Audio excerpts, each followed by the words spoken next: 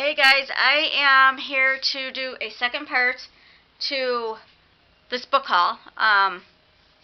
There's only 1, 2, 6, 7, 8, 9, 10 left. Actually, oh, I gotta get the big one. Hold on, because there's 11 books left. Okay, 11 left. Alright, the next one is Walk of the Spirits by Richie Tankersley Cusick. And this is a speak novel, so that was really cool. It's a real pretty cover, too. It says, "No rest for the weary." When Miranda Barnes first sees sleepy St. Yvette, Louisiana, with its moss-draped trees and above-ground cemeteries, she realizes that life as she knew it is officially over. Almost immediately, there seems to be something cloying at her. Even at school and in the group project she's been thrown into, she can't escape it. There are shadows when no one is there to make them, the haunting smell of roses, and a distant pleading voice that wakes her from sleep. The other members of Miranda's group, especially handsome Etnie, can see that Miranda is in distress. She is beginning to understand that, like her grandfather, she has a special gift of communicating with spirits who still walk the town as St. Yvette. But this gift feels more like a curse, and Miranda has no one to confide in. Etnie is willing, but is he really as trustworthy as he is sultry? Now, no matter where Miranda turns, she feels bound by the whispered pleas of the spirits around her, unless she can somehow find a way to bring them peace. So, yeah. Next one I got is called Shimmer by Delish Reed. This one says, when the box is opened, everything starts to change. On a freezing night in winter Colorado, there's a party going on, and it will change the town forever. Justin, the party's host, doesn't know that the box in his dad's study contains a shimmering dust that has the power to transform all it touches.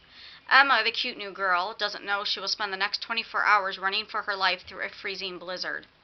Russ, a local snowboarder, doesn't know that the person he loves most is about to betray him. And Tess, the queen of the school, only knows she wants to see what's in that box. Nobody knows what's coming, yet. But as the party gets underway, the residents of Winter will find themselves face to face with forces darker than any December storm. And then I got, and I didn't realize who the author was till I was just looking at him, Sisters Insanity by Gail Foreman. And she wrote, of course, If I Stay, which I still have not read. But it's a pretty cover, but it's almost reminds me of like an older cover. For 16-year-old Britt Hemphill, it's hard to know who she can trust. Convinced she's out of control, her father has sentenced her to Red Rock, a center for supposedly rebellious teens, where the therapy consists of name-calling, and the girls who get privileges are the ones who rat out their peers. But then Britt meets V, Bebe, Martha, and Cassie, 4 girls who keep her from going over the edge. Together, they'll hold on to their sanity and their sisterhood despite the bleak Red Rock reality. Let me see when this one was published. This one was published 2007.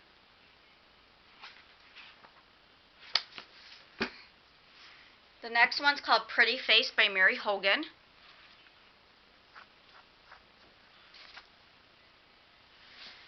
Translation. Oh wait, Haley has such a pretty face. Translation. Don't even think about putting on a bikini, much less flirting with super hot Drew Weiler. A bikini will never be flattering, and Drew will never think of Haley as more than a friend. Just when Haley feels doomed to live her life in the fat lane, her parents decide to send her to Italy for the summer. It's there, under the Italian sun, that Haley's vision of herself starts to change. She's curvy, not fat. Pizza isn't evil, and life is so much more than one size fits all. Who knows? Once Haley sees herself in a new light, maybe the girl with the pretty face will finally find true amour. Don't know why I got this book, because now it sounds like, I don't know. See, if you read the summary says, when an overweight high school student from Santa Monica spends the summer in Italy, she learns to relish life and understand the true meaning of beauty. So that sounds more interesting to me. Then we have Stop Me If You've Heard This One Before by David Yu. And this one is actually one of the thicker ones I've gotten. And the chapters are like this. Like just the numbers like that. Let me see if there's a summary because it doesn't say anything on the back.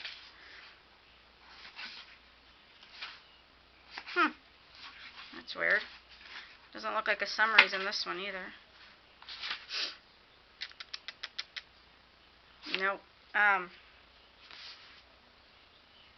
It's a Chicago Public Library best pick for 2009, which is really cool because I live by Chicago. Miracles happen even for dark horses like Albert Kim. Stunningly, the most unattainable girl at Burn High likes him and may turn into his actual girlfriend. But the fates have a zeal for irony. David Yu's voice is so witty and charming, it's only fair to give warning. He'll break the hearts of teenage readers of all ages with a bittersweet love story. But I'm telling you, when I seen the summary on book closeouts, it didn't seem like lovey stuff to me. The next one is Twins by Marcy Dermansky. And this one, I believe, is an adult fiction novel. It's got the whatchamacallit sides, though, which I love, which are really cool. This one says, on the eve of their 13th birthday, identical twins Chloe and Sue agree to get matching tattoos to prove their bond is stronger than DNA. So begins Twins, Marcy Dermansky's comic and disturbingly honest debut novel. Told in alternating voices, Twins introduces two new, unforgettable heroines on the verge. The obsessively defiant Sue, 4 minutes younger, resents and idolizes her seemingly perfect twin Chloe. All Chloe wants, however, is to please her sister, and, only if Sue will allow it, find a friend of her own. Neglected by their wealthy parents and cynical older brother, burdened by a loving dog they can't properly care for, and bewildered by a complex social universe they somehow don't fit into, Chloe and Sue are left to fend for themselves. Over the course of 5 years, Chloe and Sue overcome breakups, unhappy Hawaiian vacations, unicycle lessons, eating disorders, pill abuse, and their first painful explorations of love and sex. They desperately seek comfort in unusual places, choosing often inappropriate friends and lovers, including the daring Lisa Markman, an aspiring fashion model, her famous father, a professional basketball player, James, a good-natured slacker, and a young Indian writer named Smita. Navigating this hilarious and heartbreaking world, the girls must overcome apathy and despair to return to each other. So, I don't know, I thought it sounded good.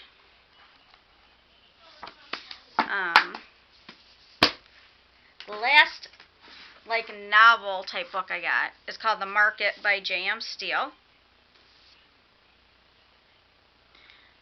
And this one's about, after stumbling across the Millbank social stock market, Kate is horrified to discover that out of the 140 girls in her class, she's ranked a bleak 71.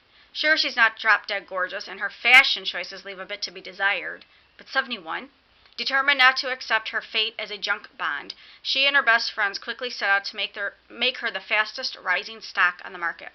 Armed with a sexy new haircut and killer wardrobe, Kate puts their plan into effect, and the analysts take note.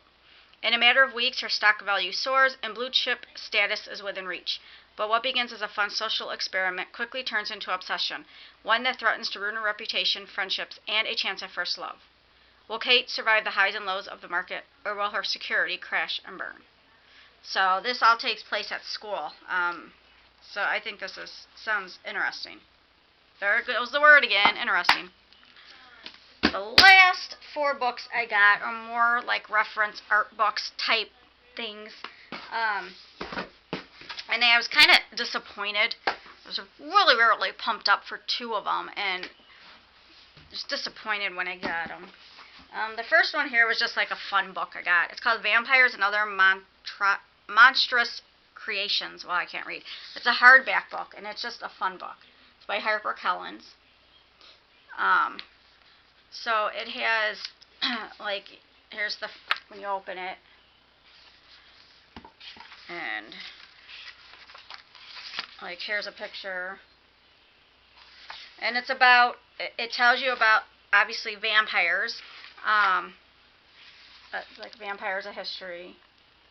It's got a little bit of other monsters in here, but not much. They got words for vampires from around the world.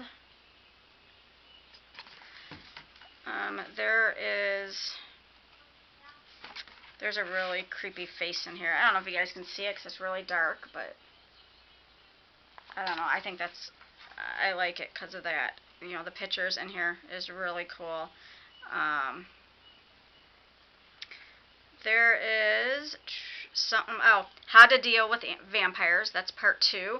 Ways in which a person may become a vampire. Methods of detecting the presence of a vampire. Protection from vampires. So it's got a lot of different things like that. Part 3 is monstrous creatures.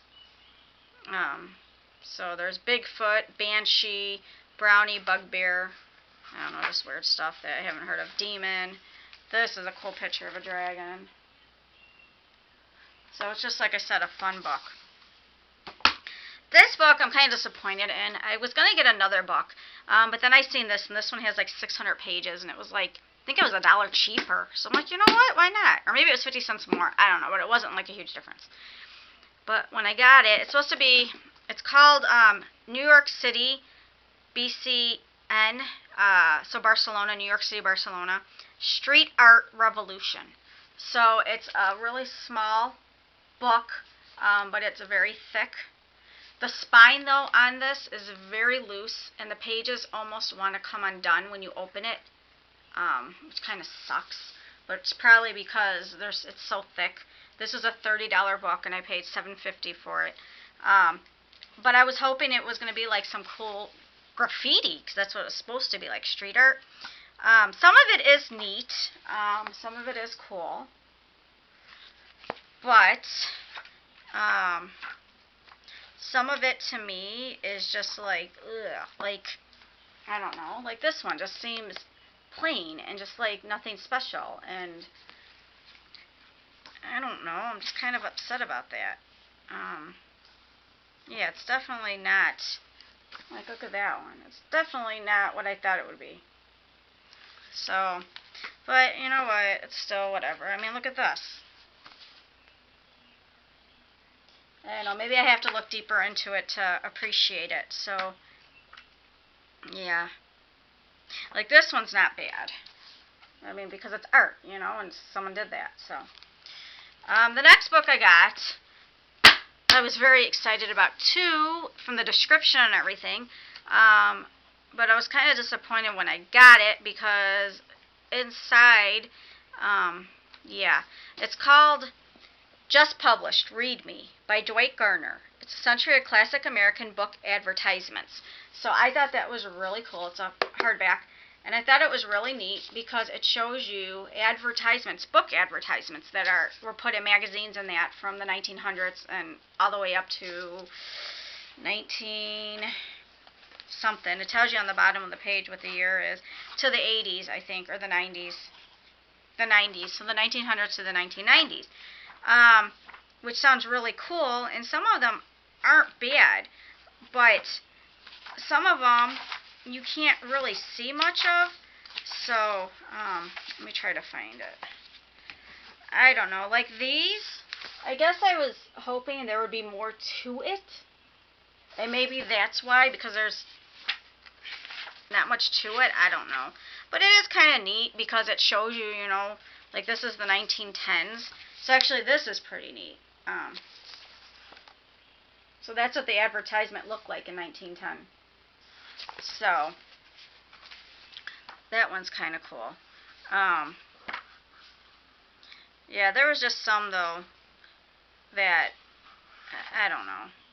I guess the more I look at it, I'm trying to appreciate it, that this is what it looked like back then. But some of it was like, I can't read that, but that's what it looked like. So, like here in the 1950s, they're advertising Fahrenheit 451, and over here.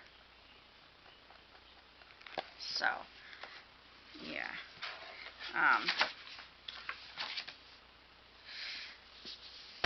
And then this last arty type book I got, I'm really excited about this one too. It's just so nice. It's like a collector book, you know. Fantasy Art Now, the very best in contemporary fantasy art and illustration. General Editor Martin McKenna, forward by Boris Vallejo. So, that just looks really cool. I like the panther on the back. I love panthers. And then the insides, of course. So this one is neat. Oh, look at that. So yeah, this is pretty neat stuff here too. That's pretty. That lady there, that's pretty. So yeah, so that's what I got, and I guess as I'm showing you guys, I'm appreciating it more. Those 2 books. Not that I don't like them, like I said, it's just that they weren't what I thought they were going to be. So that's it for right now. I'm only expecting a pre-order next week and 2 or 3 more Goodreads books. And then I'm still waiting on a book that I won, and I contacted the people. This was over Christmas, and they said the publishers just sent them out last week, so hopefully any day now. And that's it. Talk to you guys later. Bye.